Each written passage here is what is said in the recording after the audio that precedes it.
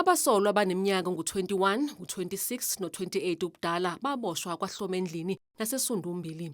Batholakala nomakhalekhukhwini abayishumi nomuvo kanye nesibhamu. Kusolwa ukuthi izisulu zathunjwa zabanjwa inkunzi ekhaya eNewtown eNewark engaphansi komasipala waseMandeni ngoLwesibili ngaphambi kokuba ziyiswe eMelmoth lapho zabulawa khona. Kusolwa ukuthi lo mndeni waphoqwa ngabasolwa ukuba ubanike omakhalekhukhwini kanye nezinombolo eziyimfihlo zasebhange kanti esinye isisulu esineminyaka engu-20 sadlwengulwa.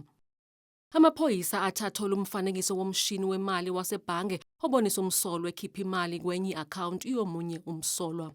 Umnyango wezokuphepha komphakathi KwaZulu-Natal ungaphansi kwehhovisi likaNdunankulu wesifundazwe uThamsanqa Ntuli usigxeke kakhulu lesi senzo. Kanye nezikhulu zikahulumeni, abomthetho namakhansela baye kobhonga emswaneni emndenini wakaMoniswami.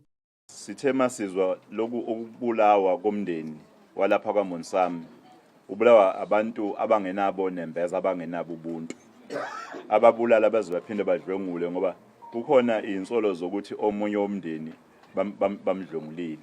Lokho kukhombisa ukuthi bangabantu abanesihluko esibi. uNtuli uncoma umsebenzi wamaphoyisa. The fact ukuthi baboshiwe laba kusho ukuthi amaphoyisa enza ngendlela okuyiyona yona.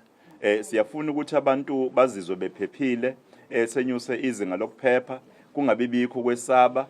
Lezi sigameko kuba ukuthi isigameko ngempela esithi siyasiqeda singaphinde sibe negameko eyifuzelezi, kodwa siyafisa nokubambisana kuqhubeka kube khona njengoba kwenzekile namanje ngoba oyiphini likamkhuzi wamaphoyisa esifundazweni ade engazisa ukuthi kuthe makwenzeka lokhu kwasukuma wonke umuntu, kwasukuma umphakathi, kwasukuma laba private security, kwasukuma zonke inhlaka kwacingwa.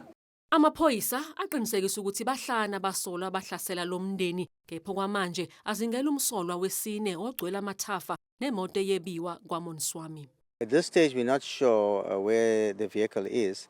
It certainly is not on the road because we have a method of trying to detect its movements on the road. It's not on the road, so either the suspect has abandoned that vehicle and hidden it somewhere, or he has had a breakdown and is not using that vehicle. Kwababulewe kukhona besilisa abana 53, 27 no-51 nabesifazana abaneminyaka engu-20, u-57, u-78 no-83 ubudala. Akukacaci ukuthi ingabe izisulu zizofihlwa ngesonto noma cha.